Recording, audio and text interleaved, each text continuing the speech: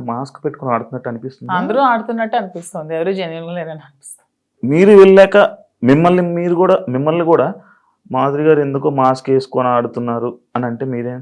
నేను వచ్చాక క్వశ్చన్ చేస్తే ఆన్సర్ నేను చెప్తాను, మీకు అలా అనిపిస్తే.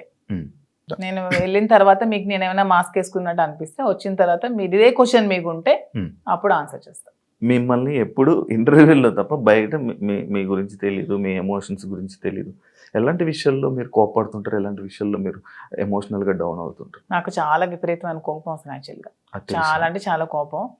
అసలు ఆ కోపాన్ని ముందు ఎలాగా అంచుకోవడానికి నేను ఒక ప్లాట్ఫామ్ అనుకుంటున్నాను. శ్రీనివాస్ గారు చాలా చెప్తున్నారు, చెప్పి పంపిస్తున్నారు. చాలా కోపం, అక్కడ ఏదైనా ఒక అన్యాయం జరుగుతోంది, అక్కడ తప్పు జరుగుతోంది, అది బాగాలేదు, అలా చేయకూడదు అలా అనే మూమెంట్ నాకు అనిపించినప్పుడు నాకు చాలా అసలు ట్రిగ్గర్ అయిపోతాను, చాలా కోపం వచ్చేస్తుంది. అంటే ఎవరైనా ట్రిగ్గర్ చేసి ఈజీ, అది మీ వీక్నెస్ కదా మరి? నేను ఎవరైనా ట్రిగ్గర్ చేస్తే ట్రిగ్గర్ అవ్వను, నాకు అది నచ్చకపోతే ట్రిగ్గర్ అవుతాను.